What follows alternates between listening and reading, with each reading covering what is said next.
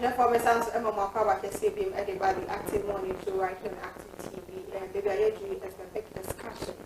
I never to treat and come on so we should be not saying, you who it was be a person and then I am sending a medical kind and then no any branch here be Ernest Barima, who is the CEO of Adepa Market. Now Adepa Market I don't wait some day a year money and yama being kitty bamboo near the adibnom kekabom ede eje bidie I friend chako last 2 weeks me and kasami to try na mo me call more na me na pon na bidie just ya package na bidie na ya package na 1 kilogram 1 kg and ya package no which goes for 45 cedis oko abontin koto bidie no bag na bottle na nkasa na I'm saying no so nam 50 cedis for baby 1 kg no endru emo 5 kilo senke emo anke bako 5 and ebe emo 5 kg enti so obi etimi ayesa adewe ya na to say enwon ye papa men kan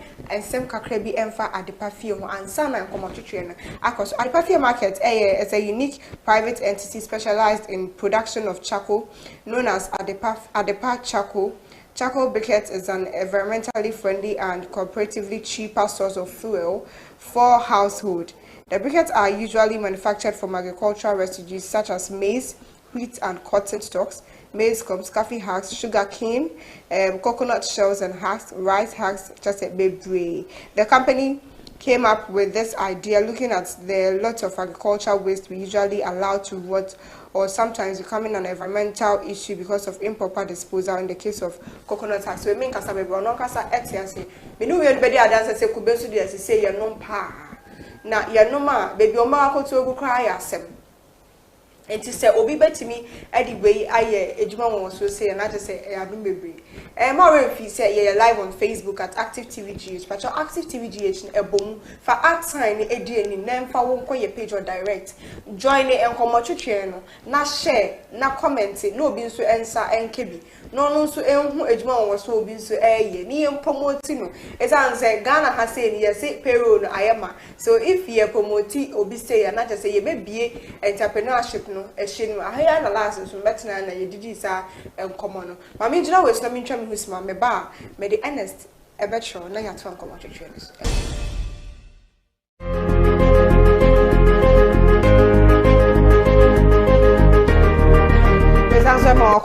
You are watching the Active Morning Show right on Active TV, and our segments now just a big discussion. Sanya Mikaya and Sana Mitra me on Yane Ernest Barima and Ebetricom, who is the CEO of Adepa Market. Ernest Mimo Wakwaba. Yeah. Me now I prefer to call you Adepa. Me and fairness the Enfro, because Adepa na tone when Ejuma Oye no a very very like a mind blowing. One kasa me medical akabi, but Adepa de ade. Okay, Adepa market. Okay. It's mainly waste management. Now, your first is any mine assembly sending me a corner. There was also with me a drink outside the box. You can normal way.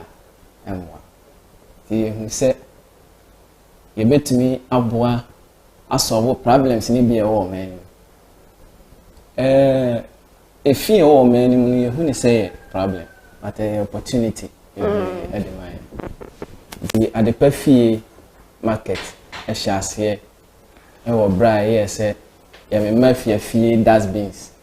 Now more rabbits, no, any more run, no more boom. One customer, my fear dustbins. Near got to a good at the amount. Okay. Nana. Ye trim upon say ye the bay recycling. The me shall say ye research. If ye may be to me de ye waste no aye. Na could be for your quadrium runner a dose upon. Never be a bed to a good crown so airsome. The me shall say, my share ye bet to me de could be in run. I could be run with me any my brave. And not be dear no. Who say no na chassis no enyede yes ka be brain fan chassis okay you know me chassis experiment no na frame with there the me try and a fire. Me try no mami be say asem we answer what was so your course be with school. Okay, ni ga me call Kofodia Technical University. Okay. Ekoye procurement, purchasing and supply. Me feel on na me call Valley View University. Ekoye IT. And teacher say school akoye hwe you are we no mu bia. Pacho to aso. Na kubenra no me buy me be try the shibidie me try no feel for the no mo ntemase. Okay. So we school. So me want me so education. Masen atro teacher's license exam no. I'm a professional teacher, my passing a professional teacher. In the awful na expect say o dey certificate in be edu. Akosi sabola we have a good fee say. O saka be ye we ofi. O dey be bidie. Ti me papa dey no ntemase, o ni say bi kura adwen no. Emu keka. Ti me ko mountain kosesa ko bi nra na obi beto a o say na brante kama say na adwen enye no ne na bola so sesa nra.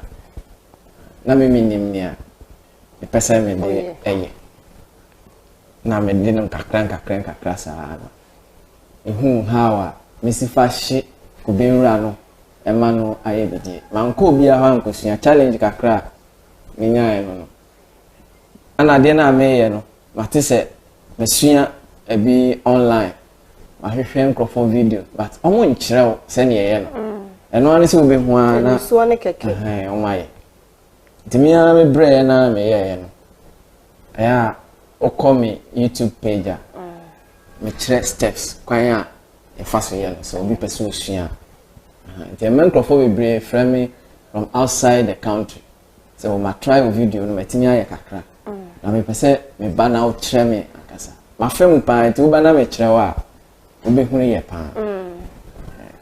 Ana me den kakra na metimi di kubenra no. Bidie na se o hine saa te se normal chako no enche emu ha kakra okay tina wo se utimi de bibi ka ho na ekona ni okay na me hu se okay na me ye briquette na me sha se na me si wo wedro o ye no dane no briquette na e den kakra wo se utimi e crash briquette ni en tu bidie hu bibia nchene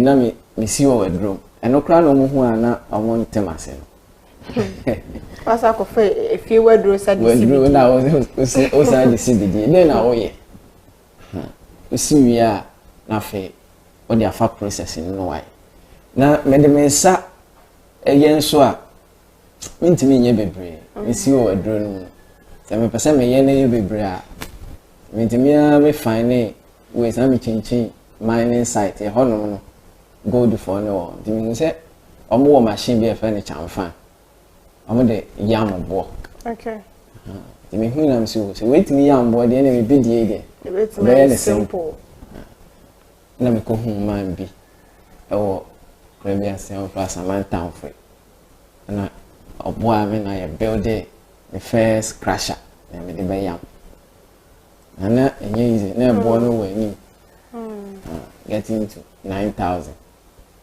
na me build it buy still ana awfo ne de omo ntiase tina afi no timi e crash be se eyam bebre a me de mensa ana ebe yi shape sin kakra me de gu ade na me de hammer amboso a ne mo adwuma enya se me keto na afi me ye na me chiche man crofo no na be gi di wo community ho no okay me wona NBSSI I say all the make exhibition e wo kofo media ti ne wo se me ye ne mo ti me employ nipa to come na me training on me o ye be say 200 kilogram okay and a dose na me ya me hata we wiaso ti ne wo se me find ways and means and make me dry and fast it means me build the oven because mo bi so me oven mami no so we give me 1,500 e jana e bidie na ye di be so jano e se hie ja se be sama na wo na say me building oven na me obi me oven ni ma me sika oje me na we me a me hone waterlog area me am to two not here na me lay me bricks na me am building me oven na me dey dry na re ho sem da me ko exhibition no me she me say 50 kg she kwa na ejani so mu no Briquettes no say ejani so ma ano de na ade e different okay until we say me any different shapes until we find hexagon Mama feel it na me ka was ma ke fo me tana emodo na we so enye wo hote se ne ye bidie no ebeye won sa ho bebre we enye wo sa eti afepo we hexagon we hexagon na sa ne o kan enye wo se fu bebre se mu ni se na nka bidie ayi yo ton o fi da nka me so mu a mama fe ntwi me se mu so that is it and send in so hexagon and I say baby and I may walk round shapes and so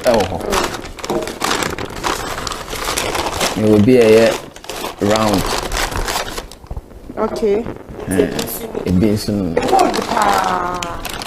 it's the difference no now we are dying out to meet way as a shape no hexagon you line no we are dying and out to me a trying see okay ashase no me a me kwa na makohu welders no okay because sa pipes na microphone twitwa to agu na makọ na ma che ne say ye shape we mame okay to ye shape ni mame na my ye powder no segu ma na me de hammer na but ni twa bricks na eji na ye shape no yeah ye ka say na me ka be ko yi bidie bra wo na go say e be more at this time it's not like that mama if I say any normal bidie no motion then na ehunwo ejuma okay bidie no motion no ehunwo ejuma de che say eno ubetutu fam na odi ahye ho ana tempia na wo say otena wantena ho ni nyina be hye ayenso na washi bidie ni nyina wi na o paake e de agu box no e ka se nketenkete na obeto agu na meni omo muton bidie no kra no ni omo akoto agu no ase no makoto agu me no na mepe edi men ye chako no basically no waste me ma ye friend waste no me opportunity ma me ho na me sika no e hyase anti we no ne be me ho aba adwuma ne se pressure be da so a crofo demanding more obehia machines e dey aye this is here me no ka say me o my machine e say we here wa hide machine e dey okay metimi aye machine extruder me di different shapes no meji bia kofie we ni nyina me wi a me jama okay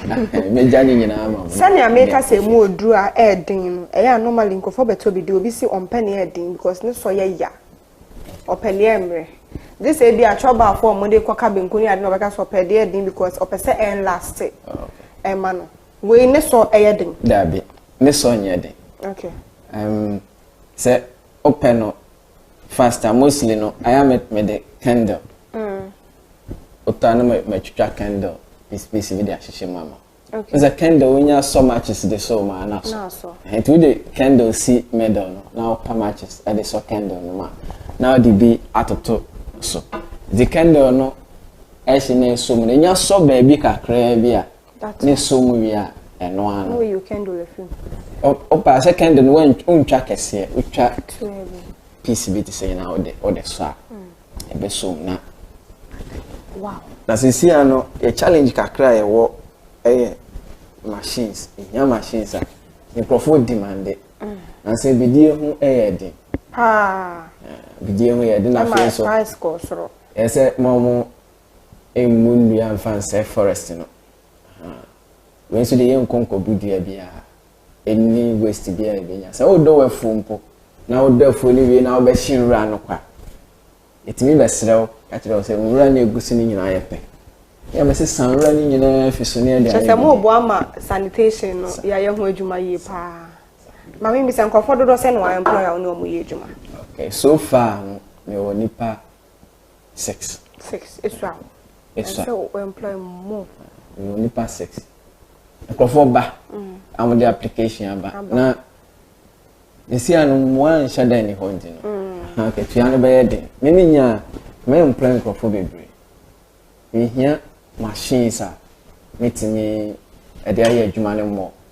na takra na amaye ni mpo no brama bransa na metimi me de light eco site wo me ko ECG na mo ba be wiring nko a ene ehun we almost 3000 na light na mo di fee ECG kwa aba no 7000 no mo for service fee sana ho ne ma meter fee ni ne marketing se o schedule se na e bobo se ne ma we wa bembebu but we know se o hyase e wo wa hodin mu a obetumi ahyase a we hia sika kese bia o de e be hyase ente ya o ye training say we are 6 months 3 months wa shada ape bosom be mi na o daitra na normally kan for 3 weeks training bi na wa picking crofo wa pere ba ko do makogu na chese wo tro me training crofo mostly ma ko communities a nkofo ni adwuma me kan mo boma na ma training na group yo e be ma 5-10 na ma chong se omon kan mo na omonye production omon hia machines me wo manual way a me kire o ma o metimi aye nti omo sore anopa omo peke niema ewo environment no obi body a wadwa a wato akene body nyina wedi a bibia ye waster obehye no kwa se bibia paper kra betimi nda nti omo peke sane mana no ma boabo ano na ne enwo ye no ya dry na fe ma chom se ne omo behye be ye nti package no ye ne say na o package no say ya the package no in kilos se ne okohu bi o mo 1 kilo eno so na o paper mo say ya it's in kilos ana me wa na kese na paper ne so no me ana me manufacture paper me ana me manufacture nti we say 1 kilo say a kilo no me for 3 cedis e wo 3 Ghana cedis it's where I'm people say how many kilo Nikita? We 4 kilos. 4 kilos. It's 4 kilos where 3 cedis. Then 4 kilos no. And be 3 times 4 it's 12 cedis. Okay, it's 1 kilo you 3 cedis. 3 cedis. It's where say I should for. Where there wa on some power when you share we mama ma on for lot we send to dra and many afa. Ye basa for so was samba. Ye kasa mo. Ti o contact if you be sure person on friend now for give me did say delivery. Me delivery. Okay. So person we distributor. Obe oko ye Facebook and YouTube page na. And your website nso. Fani mi na to drama. Obo Adepa Chako gh.com. And your website. And afi so your number no 0242 506 555 0242 506 555 Facebook also Adepa Chako and now buy Adepa Free Market. Uko Google now buy Adepa Chako. Ebema your direction. Nema bebre e de apie e de aba. And afi opese usuan so a obetimi a contact here. March mo e pese ye training e de ma group of people. But date na nkasa na ye share. At March me be training. So when je ho na pese usuan so a obetimi a contact here na ya training na wetimi ayebi. Very ashofo nti sanya msika se ko be training be na wanga sa ko be drum ya meti ase ankasa me no edrum say yetimi ayebi in shapes hexagon ni say aye cylinder ni fa le cylinder Cylinder. no but me afraid now so I that would be a come and would be and I think we start off said yes so say active TV pay and then papa be say you binya e dey aboko so share active morning show ne san say we ajenim is on standby on so the other discussions political issues bro me digin mami abna fabia kete ne ye ne Ernest Barima CEO of Adepa market at a CBD and no almost a fee na ya dore ewo important no mo dia ye sa bi ni ono ene and cover bia active morning show is still on